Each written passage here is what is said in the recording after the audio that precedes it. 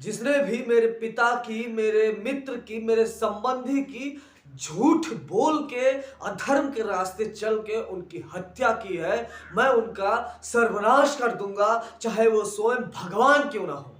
ये वचन था अश्वत्थामा के महाभारत युद्ध में। कहा जाता है कि महाभारत युद्ध का जब आखिरी पड़ाव चल रहा था, तभी झूठ बोल के गुरु द्रोणाचार्य और अश्वत्थामा के कई सारे मित्रों का वध किया गया अधर्म के रास्ते होके। दोस्तों, आज मैं आप लोगों के सामने ये बात बताने जा रहा हूं कि अश्वत्थामा क्या एक हीरो थे या फिर एक विलेन थे। लेकिन नहीं, अश्वत्थामा को हमेशा से विलेन दिखाया गया, अश्वत्थामा को हमेशा से अधर्मी बताया गया है। और दोस्तों, आज मैं दूध का दूध और पानी का पानी कर दूंगा कि अश्वत्थामा हीरो था या फिर विलेन। महाभारत का युद्ध मात्र 18 दिन चला था और 14वां दिन था युद्ध का, जब गुरु द्रोणाचार्य की हत्या की गई झूठ बोल के। कहा जाता है कि पांडवों की सेना पे कौरवों की सेना बहुत ज्यादा भारी पड़ रही थी। एक एक दिन में लाखों सैनिकों का सर्वनाश कर रहे थे कौरव। तभी भगवान कृष्ण और युधिष्ठिर बहुत ज्यादा चिंतित हो जाते हैं कि ये तो हम हार जाएंगे, हमारी हार निश्चित है, जिस तरह से सर्वनाश कर रहे थे गुरु द्रोणाचार्य। लेकिन एक झूठी साजिश की वजह से कैसे गुरु द्रोणाचार्य की हत्या की जाती है, एक छोटी सी मजबूरी की वजह से आखिरकार उनका दमन कर दिया जाता है, आखिरकार गुरु द्रोणाचार्य की हत्या कर दी जाती है। तो बात कुछ ऐसा है कि हमेशा से कौरवों को विलेन बताया गया, हमेशा से अश्वत्थामा, कर्ण और भीष्म पितामह को विलेन बताया गया, हमेशा से। ये हमारे शास्त्रों में भी बताया गया। मैं ये नहीं कह रहा हूं कि हमारे शास्त्रों में गलत लिखा है, लेकिन हो सकता है कि हमारे शास्त्रों में कुछ तो छेड़छाड़ हुआ है, जिस वजह से अश्वत्थामा को अधर्मी बताया गया। देखिए, सबसे बड़ी झूठ तो यहाँ पे बोला गया जब भीष्म पितामह के सामने अचानक से शिखंडी को खड़ा कर दिया, क्योंकि भीष्म पितामह एक एक दिन में लाखों लोगों को मार रहे थे। इससे भगवान कृष्ण बहुत ज्यादा चिंतित हो जाते हैं। उनको लगता है कि पितामह भीष्म अगर एक दिन भी और टिक गए तो पांडवों का तो सर्वनाश हो जाएगा। यही रीजन है कि उनके सामने शिखंडी को आगे लाके खड़ा कर दिया। शिखंडी जिसका पिछला जन्म औरत का जन्म हुआ था। कहा जाता है कि भीष्म पितामह ने यह कसम खाई हुई थी कि मैं किसी औरत पे, किसी स्त्री पे हाथ नहीं उठाऊंगा। यही रीजन है कि जैसे ही शिखंडी को आगे खड़ा हुआ देखते हैं भीष्म पितामह, अपना धनुष और अपना बाण त्याग देते हैं। और इसका फायदा उठाकर अर्जुन उनको बाणों की शैया पे लिटा देता है। अब आप लोग ही बताइए कि कौन गलत है या कौन सही। आप लोग कमेंट करके जरूर बताइएगा, क्या भीष्म पितामह गलत थे, क्या अर्जुन सही थे? नहीं, अर्जुन वाकई में गलत थे। कहा जाता है कि जब 14वें दिन युद्ध बहुत ही भीषण तरीके से हो रहा था, भीष्म पितामह सैया पे उनको लिटाया जा चुका था, तभी क्या होता है कि कौरवों के जो सेनापति होते हैं वो गुरु द्रोणाचार्य को बनाया जाता है। कहा जाता है कि जब सेनापति गुरु द्रोणाचार्य बन जाते हैं तो उन्होंने एक कसम खाया था कि मैं पांडवों में किसी का वध नहीं करूंगा, लेकिन पांडवों की सेना का सर्वनाश कर दूंगा। यह गुरु द्रोणाचार्य ने कसम खाया था। और एक एक दिन में तकरीबन लाखों लोगों की वो हत्याएं कर रहे थे गुरु द्रोणाचार्य। भगवान कृष्ण इससे और ज्यादा चिंतित हो जाते हैं कि अभी तो हम लोगों ने किसी तरह से अपने रास्ते से भीष्म पितामह को हटाया है, लेकिन गुरु द्रोणाचार्य को कैसे हटाया जाए।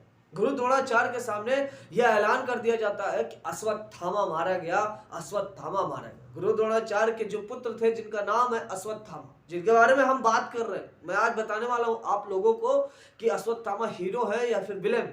आप लोग खुद डिसाइड करिएगा, कमेंट करके जरूर बताइएगा।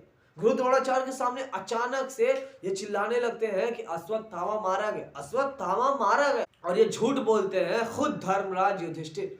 कहा जाता है कि महाराज युधिष्ठिर कभी नहीं झूठ बोलते थे, क्योंकि वाकई में उस दिन अश्वत्थामा मारा गया था, लेकिन अश्वत्थामा नाम का हाथी मारा गया था। और यही रीजन है कि युधिष्ठिर चिल्लाने लगते हैं कि अश्वत्थामा मारा गया, अश्वत्थामा मारा गया। और जब गुरु द्रोणाचार्य को पता चलता है कि खुद धर्मराज युधिष्ठिर चिल्ला रहे हैं कि अश्वत्थामा मारा गया, मतलब मेरा पुत्र अब इस दुनिया में नहीं रहा, इससे बहुत ज्यादा वो दुखी हो जाते हैं और अपना शस्त्र त्याग देते हैं। और इसका फायदा उठा के धृष्टद्युम्न उनकी गला काट देता है और गुरु द्रोणाचार्य की हत्या कर देता है। यह बात जब खुद अश्वत्थामा, गुरु द्रोणाचार्य के पुत्र अश्वत्थामा तक पहुंचती है, तभी वो कसम खाता है कि आज के बाद मैं किसी को नहीं छोड़ूंगा जिसने भी मेरे मित्र की हत्या की है, जिसने भी मेरे पिता की हत्या की है, वो भी झूठ बोल के। अश्वत्थामा भी पहले धर्म की लड़ाई लड़ रहा था, इससे पहले भी वो अधर्म की लड़ाई में बिल्कुल नहीं था। लेकिन जब झूठ बोल के उनके पिता की हत्या की जाती है, जब झूठ बोल के उनके दोस्तों की हत्या की जाती है, तब अश्वत्थामा यह कसम खाते हैं कि चाहे मुझे अधर्म के रास्ते पे क्यों ना ही उतरना पड़े, मैं अपने शत्रुओं का विनाश कर दूंगा, चाहे मुझे स्वयं भगवान से ही क्यों ना लड़ना पड़े। यही वजह है कि अश्वत्थामा अर्जुन के परपौत्र अभिमन्यु के पुत्रों के ऊपर जो गर्भ में थे ब्रह्मास्त्र का उपयोग कर देते हैं, क्योंकि मैं इनके कुल का जो नाश कर दूंगा, ये जो प्रतिज्ञा लिया था अश्वत्थामा, उसी को पूरा करने के लिए वो ब्रह्मास्त्र का प्रयोग कर देते हैं। लेकिन सबसे बड़ी बात ये थी, सबसे दिक्कत वाली बात थी कि वो कुल के साथ साथ पूरे दुनिया का भी सर्वनाश हो जाता, पूरी पृथ्वी का विनाश हो जाता।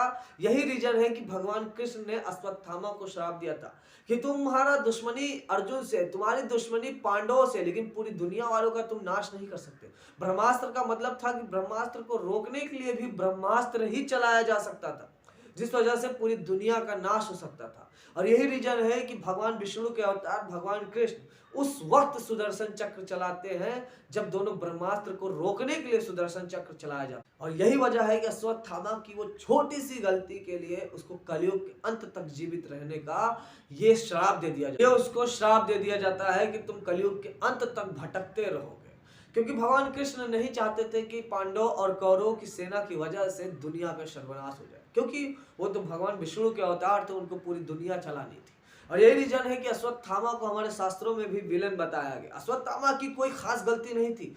देखिए, पांडवों की तरफ से भी अधर्म का काम हुआ था और कौरवों की तरफ से भी अधर्म का काम हुआ था। दोनों ने एक दूसरे को मारने के लिए धर्म और धर्म दोनों का रास्ता अपनाया था।